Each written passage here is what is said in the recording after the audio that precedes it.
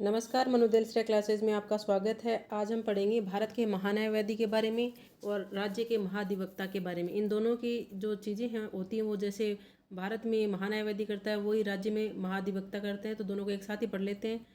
तो इसमें सबसे पहले भारत के जो महान्यायवादी हैं उसका उल्लेख अनुच्छेद 76 में है। इसमें लिखा गया है कि महान्यायवादी एक विधि का अधिकारी होगा।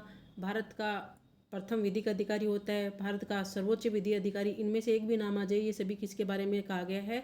भारत के महान्यायवादी के बारे में कहा गया है। विधिक अधिकारी, प्रथम विधिक अधिकारी, सर्वोच्च विधिक अधिकारी, विधिक मामलों पर सलाह देता है भारत सरकार को ये महान्यायवादी। राष्ट्रपति जो भी कार्य इनको सौंपते हैं वो सारे कार्य कौन करता है? भारत का महान्यायवादी करता है। भारत के प्रथम महान्यायवादी पूछे जाएं तो क्या नाम था? एम सीतलवाद।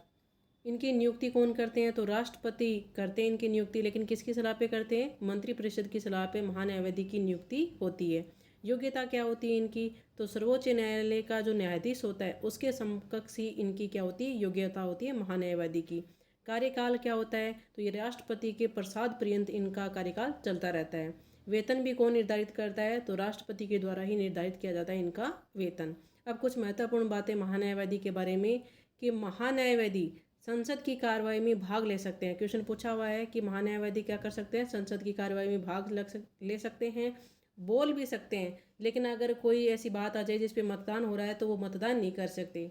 महान्यायवादी जब संसद की कार्रवाई में भाग लेते हैं तो उसे संसद सदस्य के समान सारी सुविधाएं दी जाती हैं कि जो संसद की सुविधाएं हैं, जो सदस्य हैं संसद के वो सुविधा ले रहे हैं वो इन महान्यायवादी लेंगे अगर वो उसमें उपस्थित हैं तो।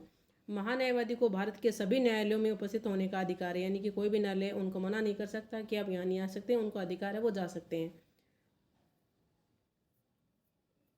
ये तो भारत के महान्यायवादी हो गया। अब आप पढ़ते हैं हम भारत के राज्य का महाधिवक्ता जिसे कहते हैं भारत राज्य का सर्वोच्च विधिक अधिकारी। सेम ही है, राज्य का प्रथम विधिक अधिकारी राज्य सरकार के विधिक मामलों पर सलाह देता है। ये राज्य विधि से संबंधित जो भी कार्य सौंपते हैं, राज्यपाल जो भी इनको कार्य सौंपता है वो जैसे वो करते थे वही ये सारे काम करते हैं। इनमें सारे वो के वही हैं। नियुक्ति राज्यपाल करता है। योग्यता उच्च न्यायालय के न्यायाधीश के समक्ष है।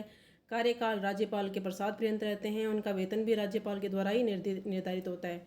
उसी प्रकार महाधिवक्ता राज्य विधानमंडल की कार्रवाई में भाग ले सकता है, बैठ सकता है, बोल भी सकता है, लेकिन मतदान यह नहीं कर सकती क्योंकि वह राज्य विधानमंडल के किसी भी सदन का सदस्य नहीं होता है। इनको भी सारी सुविधाएं मिलती हैं जो यहाँ पे किसी भी विधानमंडल में विधान सदस्य हैं उनको मिलती है वो। महाधिवक्ता जब राज्य विधानमंडल की कार्रवाई में भाग लेता है तो एक राज्य विधानमंडल के सदस्य के समान इनको सारी सुविधाएं मिलती हैं। महाधिवक्ता को राज्य के सभी न्यायालयों में सुनवाई का या उपस्थित होने का अधिकार होता है। तो यही सारे क्वेश्चन बनते हैं इन दोनों टॉपिक में से, इंपॉर्टेंट है, इनको एक बार आप देख लेना। दोनों सेम से ही हैं। अगर आपने महान्यायवादी पढ़ लिया तो ये भी बस एक बार पढ़ने की जरूरत है, फिर आपको दोनों याद हो जाएंगे। Okay, thank you for watching my video.